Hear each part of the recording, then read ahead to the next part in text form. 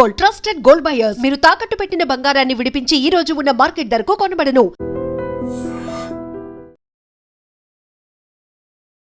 నమస్తే, welcome to I dream talking point with Kavitha.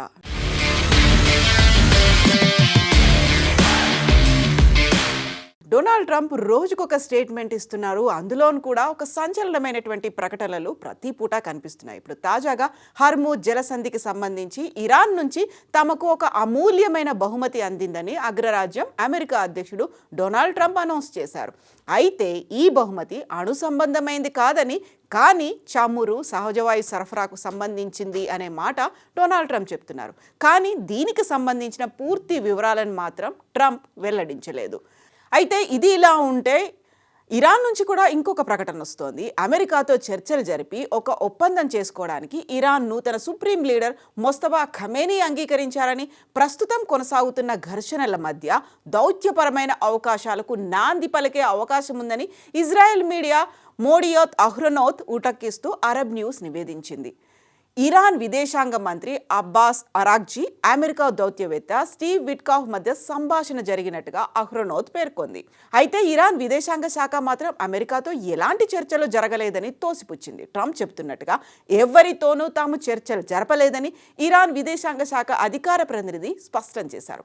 Islamic republic pi America, Israel అకారణ యుద్ధానికి సంబంధించిన గత 24 గంటల్లో వాషింగ్టన్తో ఎలాంటి చర్చలు జరగలేదు, దానికి సంబంధించిన దాఖలాలు, ఆధారాలు లేవు అనేటువంటి మాట వచ్చింది. యుద్ధం ముగింపు దశకు చేరుకుందా అంటే అవుననే సమాధానం ఇస్తున్నారు అమెరికా అధ్యక్షుడు డొనాల్డ్ ట్రంప్. మంగళవారం వైట్ హౌస్లో విలేకరులతో ఆయన మాట్లాడారు. ఇరాన్ వ్యవహారంలో అత్యంత కీలకమైన పరిణామాలు చోటు చేసుకున్నాయని ట్రంప్ అంటున్నారు. ముఖ్యంగా హార్ముజ్ జలసంధికి సంబంధించి ఇరాన్ నుంచి తమకు ఒక అద్భుతమైన బహుమతి అందిందని, దాని విలువ అపారము అంటూ ట్రంప్ అంటున్నారు. ట్రంప్ చేసిన ఈ వ్యాఖ్యలు ఇప్పుడు అంతర్జాతీయ స్థాయిలో చర్చనీయాంశంగా మారాయి. ఇంతకీ ఇరాన్ ఇచ్చినటువంటి ఆ అద్భుతమైన అమూల్య బహుమతి ఏంటి? ఇరాన్ పంపిన ఈ బహుమతి అణు సంబంధమైంది కాదని, కానీ చమురు, సహజ వాయువు సరఫరాకు సంబంధించింది అంటూ ట్రంప్ అంటున్నారు.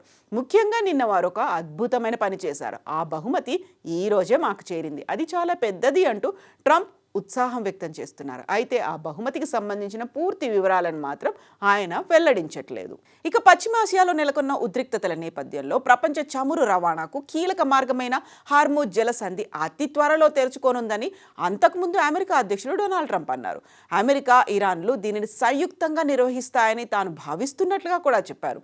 హర్ముజ్ను సంయుక్తంగా నియంత్రిస్తాం. నేను ఆయతుల్లా, ప్రస్తుతం ఆయతుల్లా ఎవరున్నా సరే, లేదా ఆ తర్వాత వచ్చేటువంటి ఆయతుల్లా ఎవరైనా సరే, సుప్రీం లీడర్ ఎవరున్నా అమెరికా అండ్ ఇరాన్ కలిసి దాన్ని సంయుక్తంగా నిర్వహిస్తాయి అనేటువంటి మాటని ట్రంప్ అంటున్నారు.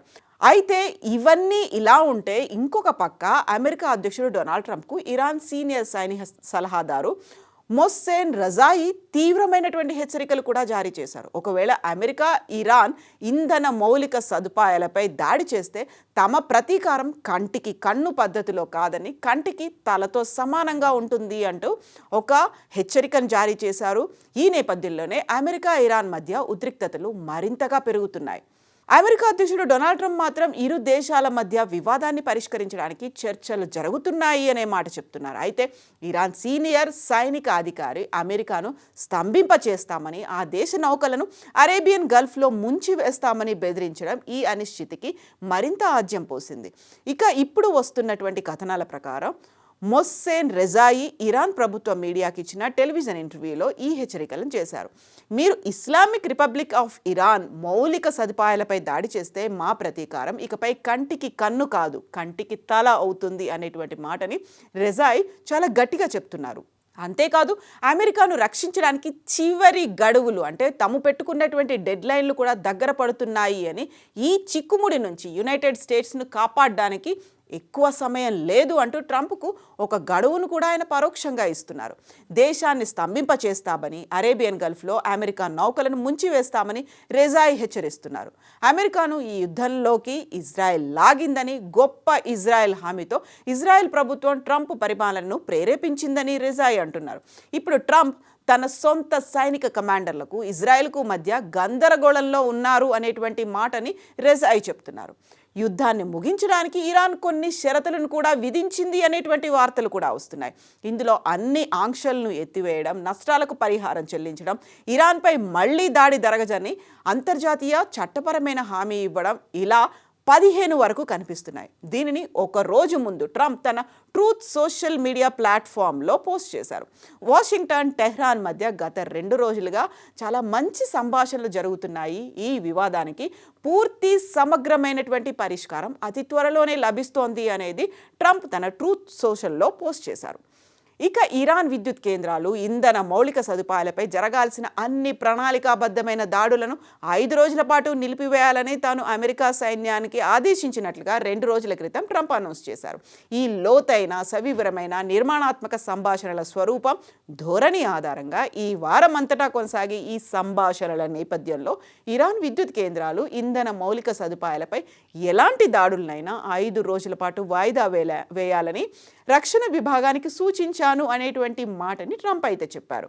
ఈ సందర్భంగానే ట్రంప్ ఇరాన్ తన అణు విధానంలో భారీ మార్పులు చేసుకున్నట్టుగా అనౌన్స్ చేశారు. అణ్వాయుధాలను తాము ఎప్పటికీ తయారు చేయబోమని ఇరాన్ స్పష్టమైన హామీ ఇచ్చింది అనేటువంటి మాట కూడా చెప్తున్నారు.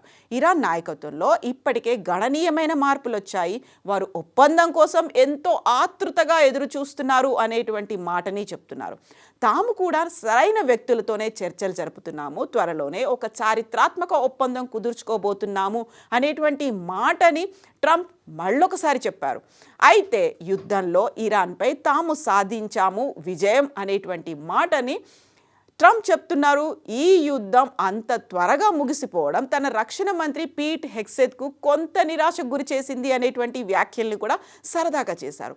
ఇకపై ఇరాన్తో జరగబోయే కీలక చర్చల కోసం ట్రంప్ ఒక శక్తివంతమైనటువంటి తన టీమును కూడా అనౌన్స్ చేశారు. అందులో ఉపాధ్యక్షుడు జేడీ వ్యాన్స్, విదేశాంగ మంత్రి మార్కో రూబియో, ట్రంప్ అల్లుడు కుష్నర్, ప్రత్యేక రాయబారి స్టీవ్ విట్కాఫ్లు కూడా ఉన్నారు. ఈ బృందం నేతృత్వంలో జరగబోయే చర్చలు మధ్యప్రాచ్యంలో శాశ్వత శాంతిని తీసుకొస్తాయని వైట్ హౌస్ వర్గాలైతే భావిస్తున్నాయి.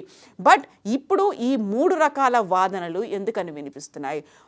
ఇరాన్ వైపు నుంచే చర్చల కోసం ప్రతిపాదనలు వచ్చాయి అనే దాంతో పాటుగా ఒక విలువైనటువంటి బహుమతి కూడా వచ్చింది అనే మాట, అండ్ ఇరాన్ మాత్రం దాన్ని యాక్సెప్ట్ చేయట్లేదు, కండిషన్స్ పెట్టింది అనే మాటను కూడా ఒప్పుకోవట్లేదు. ఇజ్రాయెల్ మాత్రం యుద్ధం కంటిన్యూ అవుతోంది అనేటువంటి చెప్తోంది. బట్ కన్నుకి తలంది తీసుకుంటాము అని ట్రంప్ కూడా హెచ్చరికలు ఇరాన్ దగ్గర నుంచి కూడా వస్తున్న నేపథ్యం కంప్లీట్గా ఒక కన్ఫ్యూజన్ ఉంది. ఎవరు మైండ్ గేమ్ ఆడుతున్నారు, ఎవరి స్ట్రాటజీ ఎలా ఉంది, ఎవరి గేమ్ ప్లాన్ ఎలా ఉండబోతోంది? ఈ వీకెండ్ అదే 4 వీక్స్ అనేది కంటిన్యూ అవుతాయి, 4 వీక్స్ కూడా ఎండ్ అవబోతున్నాయి. కాబట్టి ఏం జరగబోతోంది? ఈ వీకెండ్ లోపైనా ఏమైనా తేలుతుందా? Biggest question mark. మీరేమనుకుంటున్నారో కామెంట్స్ రూపంలో తెలియచేయండి.